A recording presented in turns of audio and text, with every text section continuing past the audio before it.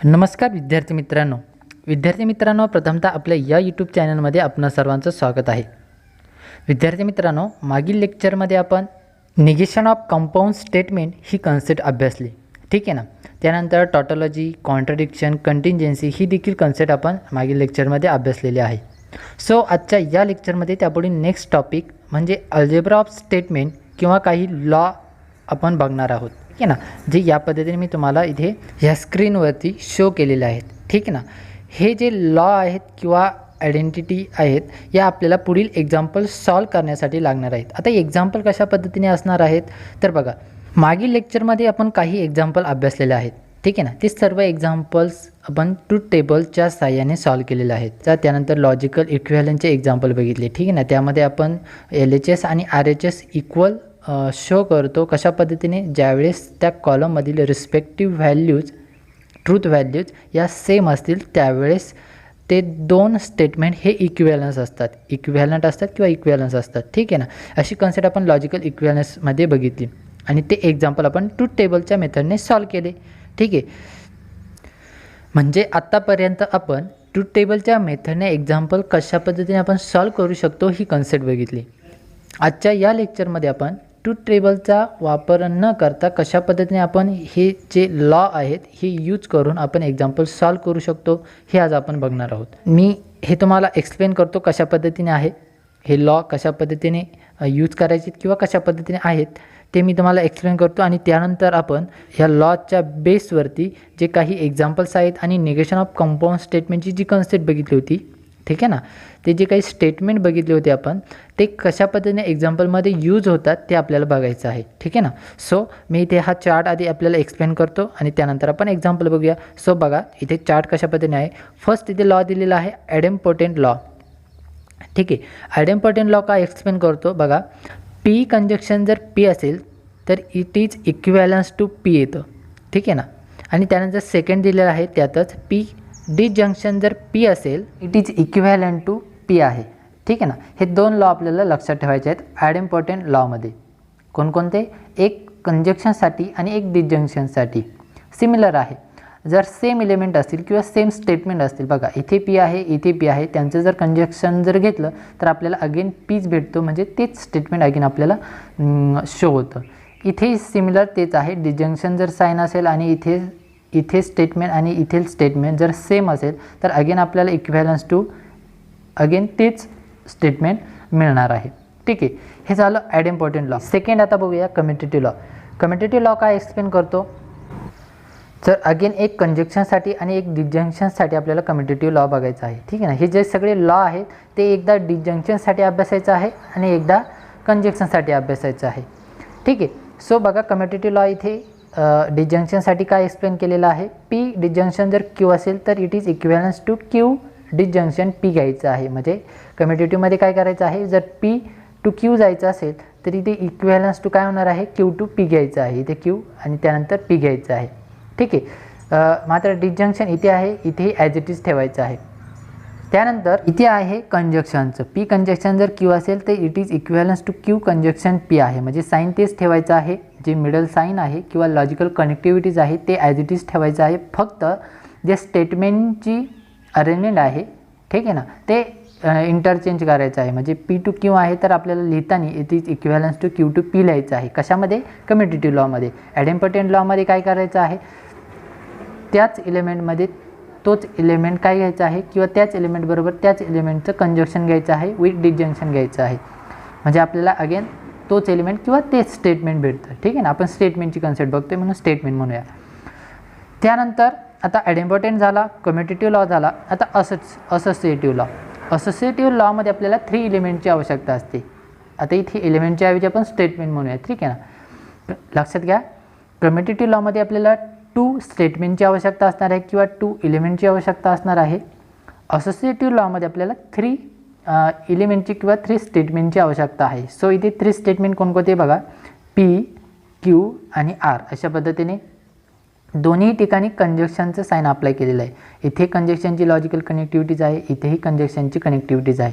So it is equivalence to, बघा कशा पद्धतीने ते एक्सप्रेशन होणार आहे तयार, तर इट इज इक्विव्हॅलन्स टू, इथे कंजक्शन आहे इथेही कंजक्शनची कनेक्टिव्हिटीज आहे। So it is equivalence to P conjunction Q म्हणजे या फर्स्ट दोन एलिमेंटचं काय घ्यायचं आहे, कंजक्शन घ्यायचं आहे. त्यानंतर ह्या फर्स्ट ब्रॅकेटमध्ये आणि कंजक्शन आर घ्यायचं आहे. म्हणजे इथे पुढील दोन स्टेटमेंटला ब्रॅकेट आहे आणि इथे काय आहे, फर्स्ट टू न स्टेटमेंटला ब्रॅकेट आहे. ठीक आहे ना, या पद्धतीने.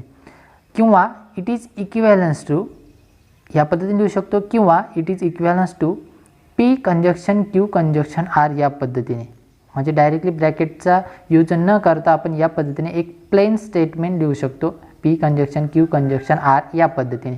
सिमिलरली इथे बघा डिसजंक्शनसाठी अप्लाय केलेलं आहे. ठीक आहे ना, फक्त साईन रिप्लेस केलेला आहे, कंजक्शनच्या ऐवजी काय आहे इथे, डिसजंक्शन. सिमिलरली हा झाला असोसिएटिव्ह लॉ. आता त्यानंतर बघूया डिस्ट्रीब्युटिव्ह लॉ. अगेन डिस्ट्रीब्युटिव्ह लॉसाठी आपल्याला 3 स्टेटमेंटची आवश्यकता असते किंवा 3 स्टेटमेंट लागणार आहेत. बघा इथे अगेन त्याच टाईपमध्ये आहे. डिस्ट्रीब्युटिव्ह लॉमध्ये फक्त साईन मात्र जी कनेक्टिव्हिटीज आहे ती अल्टरचेंज आहे. बघा कशा पद्धतीने P conjunction in bracket Q disjunction R घेतलेलं आहे. ठीक आहे, आणि इक्विव्हॅलन्स टू काय घेतलेलं आहे, बघा इथे कंजक्शन आहे, इथे डिसजंक्शन आहे. तर ते एक्सप्रेशन कसं पद्धतीने असणार आहे, तर पी कंजक्शन क्यू घ्यायचं आहे. म्हणजे ह्या फर्स्ट दोन एलिमेंटचं कंजक्शन घ्यायचं, पी आणि क्यूचं. त्यानंतर ह्या पीने ह्या आरवरती अप्लाय करायचं. ठीक आहे ना, आणि मध्ये कंजक्शन अप्लाय करायचं. म्हणजे ज्या पद्धतीने तुम्ही मल्टिप्लिकेशन अल्जेब्रामध्ये मल्टिप्लिकेशनची ज्या पद्धतीने क्रायटेरिया यूज करता, बरोबर ना. Suppose 2 into in bracket x plus y असेल, बरोबर ना. 2 इन ब्रॅकेट एक्स प्लस जर वाय असेल तर त्या 2नी ईच ब्रॅकेटमधल्या ईच एलिमेंटला मल्टिप्लाय करणार आहात. म्हणजे सोल्युशनमध्ये काय भेटेल तुम्हाला, 2x + 2y या पद्धतीने भेटेल. त्याच पद्धतीने ते डिस्ट्रीब्युटिव्ह लॉ तुम्हाला लक्षात ठेवायचं आहे. ठीक आहे ना, इथे फक्त मल्टिप्लिकेशनच्या ऐवजी साईन कशाचं आहे, कंजक्शनचं आहे. ठीक आहे ना, मग ते साईन इथे आतमध्ये घ्यायचं आहे. म्हणजे पी कंजक्शन क्यू घ्यायचं आहे आणि सेकंड ब्रॅकेटमध्ये पी कंजक्शन आर घ्यायचं आहे. आणि मध्ये इथे ब्रॅकेटमध्ये जी साईन असेल किंवा जी लॉजिकल कनेक्टिव्हिटीज असेल तीच अप्लाय करायची आहे. इथे कोणती आहे, डिसजंक्शनची आहे, म्हणून इथे डिसजंक्शनची कनेक्टिव्हिटीज अप्लाय केली. सिमिलरली साईन रिप्लेस करून, लॉजिकल कनेक्टिव्हिटीज रिप्लेस करून जिथे जिथे कंजक्शन असेल तिथे तिथे डिसजंक्शन अप्लाय करायचं, आणि जिथे जिथे डिसजंक्शन असेल तिथे आपल्याला कंजक्शनची कनेक्टिव्हिटीज अप्लाय करायची आहे. बरोबर, म्हणजे इथे कंजक्शन आहे, बघा डिसजंक्शन घ्यायचं आहे. डिसजंक्शन असेल तर कंजक्शन घ्यायचं आहे. सिमिलरली इकडे पण अप्लाय करायचं आहे. ठीक आहे ना, बाकी कोणत्याही पद्धतीने चेंज होणार नाही आहे एलिमेंटमध्ये किंवा स्टेटमेंटमध्ये. हा झाला डिस्ट्रीब्युटिव्ह लॉ. आता बघा नेक्स्ट डी मॉर्गन्स लॉ. हा एक महत्त्वाचा लॉ आहे. डी मॉर्गन्स लॉ तुम्हाला प्रूव्ह करण्यासाठी देखील विचारू शकतात. लॉजिकल इक्विव्हॅलन्सची जी कन्सेप्ट बघितली त्यामध्ये देखील ट्रूथ टेबलच्या मेथडने तुम्हाला सॉल्व करण्यासाठी होता. ठीक आहे ना. आता इथे बघा डी मॉर्गन्स लॉ आधी देखील बघितलेला आहे आणि पुन्हा देखील आहे. Negation in bracket P conjunction जर क्यू असेल, म्हणजे कंजक्शनवरती जर निगेशन अप्लाय असेल तर ते कशा पद्धतीने एक्सप्रेशन तयार होतं हे आपण मागील लेक्चरमध्ये बघितलेलं आहे, निगेशन ऑफ कंपाऊंड स्टेटमेंटच्या कन्सेप्टमध्ये. ठीक आहे ना.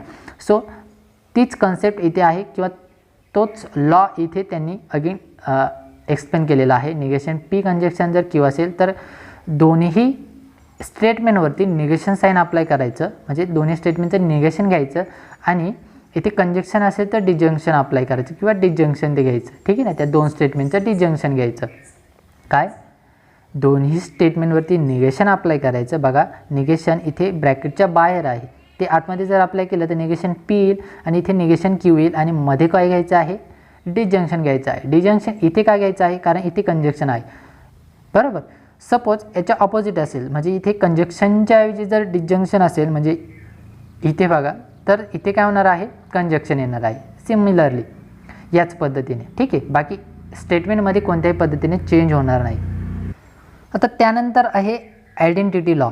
आयडेंटिटी लॉ काय आहे की असा एक एलिमेंट, म्हणजे आयडेंटिटी लॉ सारखाच आहे बट इथे ट्रू आणि फॉल्सच्या फॉर्मॅटमध्ये आहे. म्हणजे बघा कशा पद्धतीने पी कंजक्शन जर ट्रूथ व्हॅल्यू असेल टी, पी कंजक्शन ट्रू, मी ते डायरेक्टली ट्रू म्हणतो, पी कंजक्शन जर ट्रूथ व्हॅल्यू असेल टी तर it is equivalence to, again आपल्याला सोल्युशनमध्ये भेटतं आहे पी.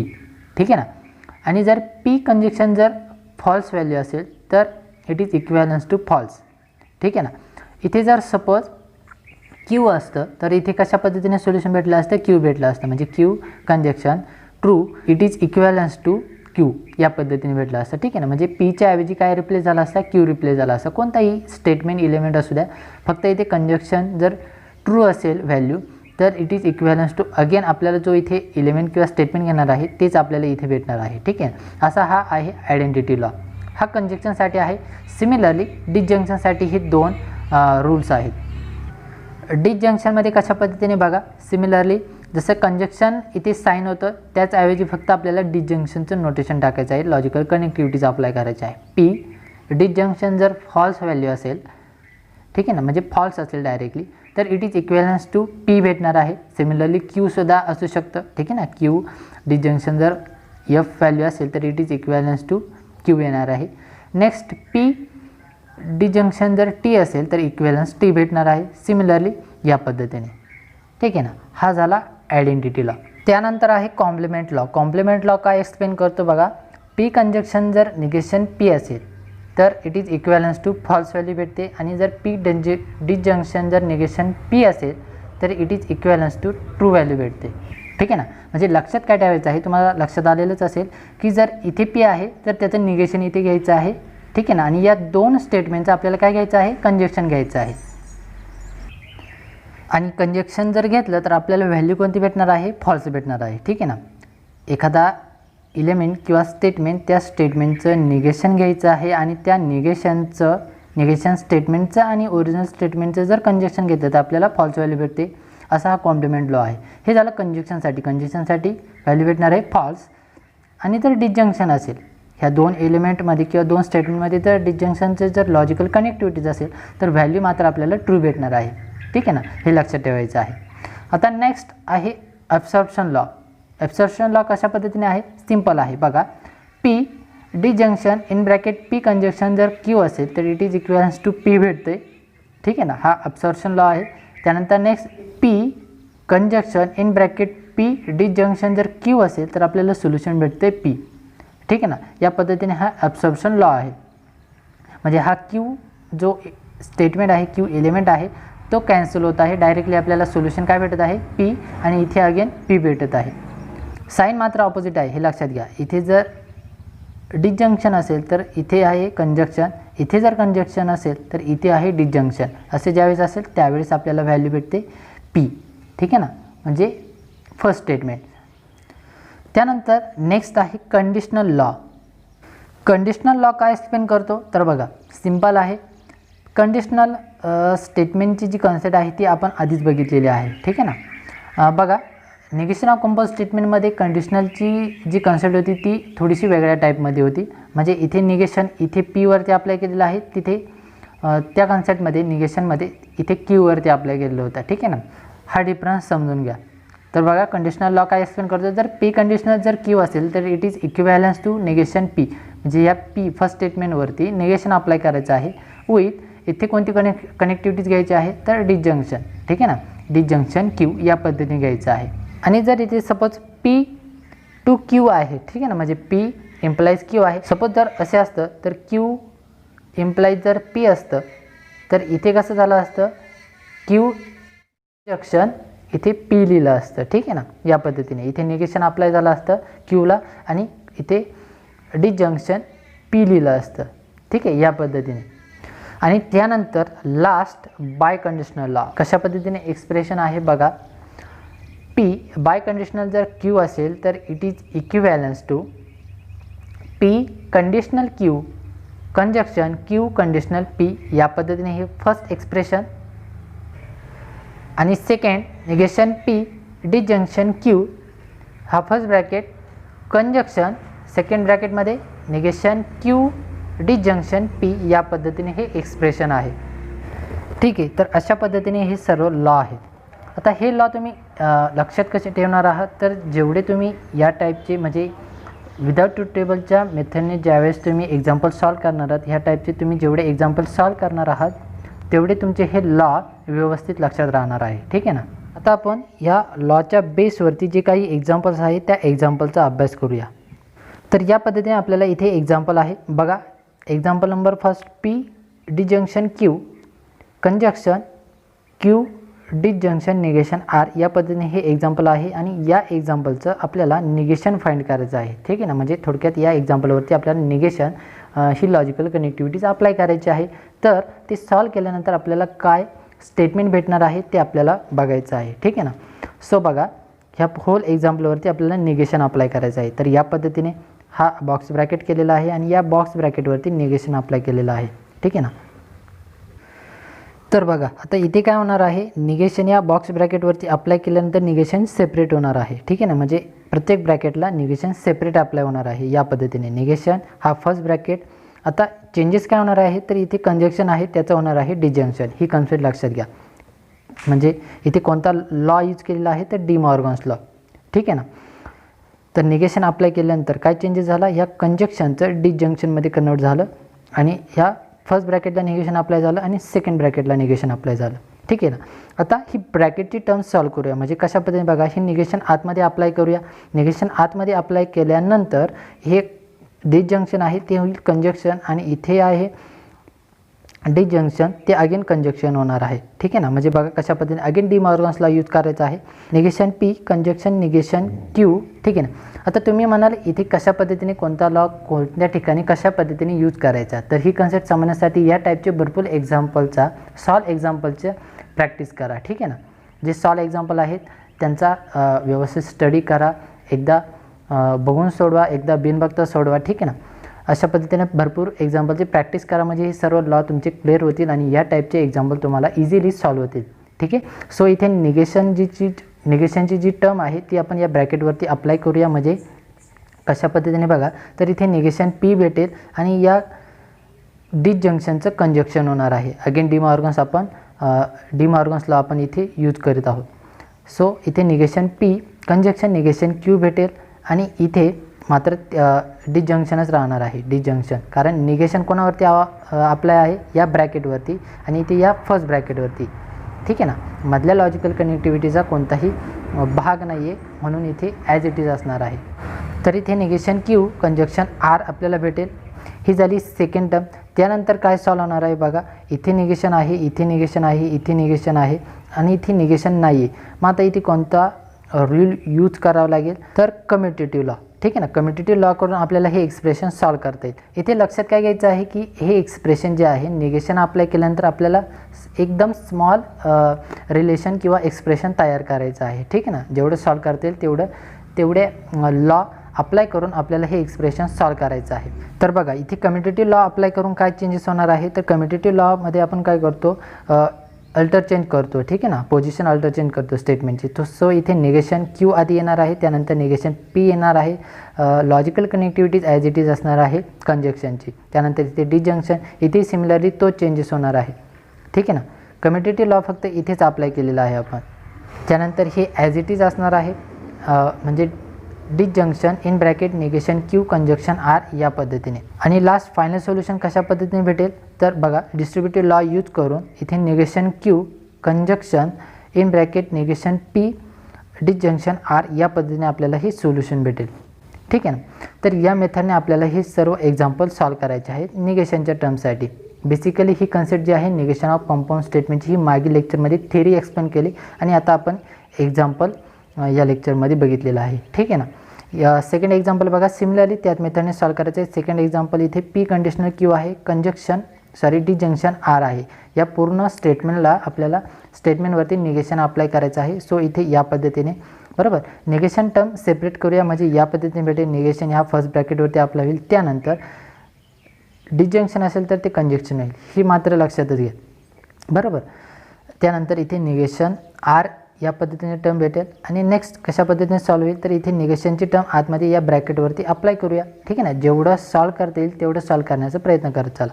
सो इथे निगेशनची टर्म आतमध्ये अप्लाय केल्यानंतर बाय निगेशन ऑफ इम्प्लिफिकेशनच्या रूलनुसार किंवा लॉनुसार आपण या पद्धतीने चेंजेस करू शकतो, ठीक आहे ना. इथे बघा निगेशन ज्यावेळेस आपण इम्प्लिफिकेशनवरती अप्लाय करणार आहोत त्यावेळेस या पद्धतीने आपण एक्सप्रेशन लिहू शकतो किंवा या पद्धतीने चेंजेस होतो. म्हणजे पी कंजक्शन निगेशन क्यू या पद्धतीने आपल्याला एक्सप्रेशन भेटणार आहे, म्हणजे या पद्धतीने. आणि नेक्स्ट काय आहे कंजक्शन, इथे कंजक्शन निगेशन आर या पद्धतीने आपल्याला हे सोल्युशन भेटणार आहे, फायनल सोल्युशन, ठीक आहे ना. तर याच पद्धतीने आपल्याला हे नेक्स्ट एक्झाम्पल सॉल्व करता येतील. तुम्ही या नेक्स्ट एक्झाम्पलचं भरपूर प्रॅक्टिस करा, जास्तीत जास्त सॉल्व एक्झाम्पलचा प्रॅक्टिस करा, म्हणजे तुम्हाला हे जे लॉ आहेत ते तुमचे सर्व क्लिअर होतील आणि एक्झाम्पलही व्यवस्थितरित्या समजले जातील, ठीक आहे ना. तर विद्यार्थी मित्रांनो, अशा पद्धतीने आजच्या या लेक्चरमध्ये आपण अल्जेब्रा ऑफ स्टेटमेंट किंवा आयडेंटिटी जे लॉ आहेत ते आपण बघितले. त्यानंतर निगेशन ऑफ कंपाऊंड स्टेटमेंटचे काही एक्झाम्पल्स बघितले. ठीक आहे ना. या एक्झाम्पलचा भरपूर प्रॅक्टिस करा, सराव करा, म्हणजे ही सर्व कन्सेप्ट तुमची क्लिअर होईल. सो आजच्या लेक्चरमध्ये बस एवढंच. धन्यवाद.